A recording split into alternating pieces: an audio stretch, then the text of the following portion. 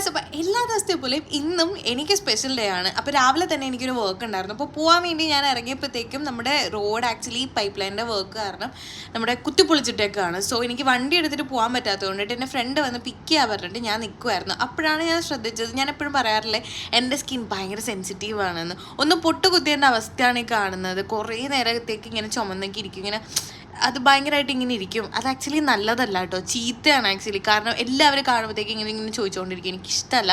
അങ്ങനെ വർക്കൊക്കെ കഴിഞ്ഞ് നേരെ നമ്മൾ ഇപ്രാവശ്യം ഡാൻസ് പ്രാക്ടീസും കാര്യങ്ങളൊക്കെ ആയിട്ട് നമ്മൾ ഡാൻസ് കളിക്കാൻ വിചാരിച്ചു. നേരെ നമ്മുടെ ടീംസൊക്കെ ആയിട്ട് നമ്മൾ തറവാട്ടിൽ ഡാൻസ് കളിക്കാൻ വേണ്ടി കൂടി.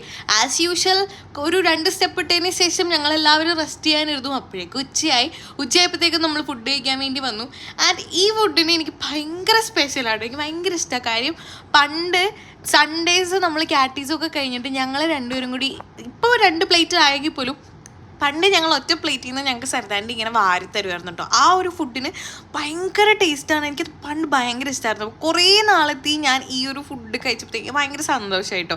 ആൻഡ് അതൊക്കെ കഴിഞ്ഞ് നമ്മൾ ഫുഡ് കഴിച്ച് കഴിഞ്ഞപ്പോഴത്തേക്കും ഇവിടുത്തെ പ്രത്യേകത ഉണ്ട്. ഫുഡ് കഴിച്ച് കഴിഞ്ഞപ്പോൾ തന്നെ ചായ കുടിക്കണം. അങ്ങനെ ചായ കുടിക്കാൻ വേണ്ടിയിട്ട് പുറത്ത് പോയപ്പോഴത്തേക്ക് എന്നാൽ പിന്നെ ഒരു ഐസ്ക്രീം കഴിക്കാൻ വിചാരിച്ചു. അങ്ങനെ അതൊക്കെ കഴിച്ച് ഡാൻസ് പ്രാക്ടീസ് പിന്നെയും കണ്ടിന്യൂ ചെയ്തതിന് ശേഷം നമ്മുടെ കുട്ടീനെ കൊണ്ടുപോയി നമ്മൾ ട്യൂഷന് കൊണ്ടുപോയി ശേഷം വൈകിട്ട് നേരെ ദിയാമോനെ കാണാൻ വിചാരിച്ചു. ഇടയ്ക്കിടയ്ക്ക് ഇവളായിട്ട് ഹാങ് ഔട്ട് ചെയ്യുന്നത് എനിക്ക് ഭയങ്കര ഒരു റിലീഫാട്ടോ. എനിക്ക് ഭയങ്കര ഇഷ്ടമാണ്. ഞങ്ങൾ തമ്മിലുള്ള ടൈം എനിക്ക് ഭയങ്കര സ്പെഷ്യലാട്ടോ.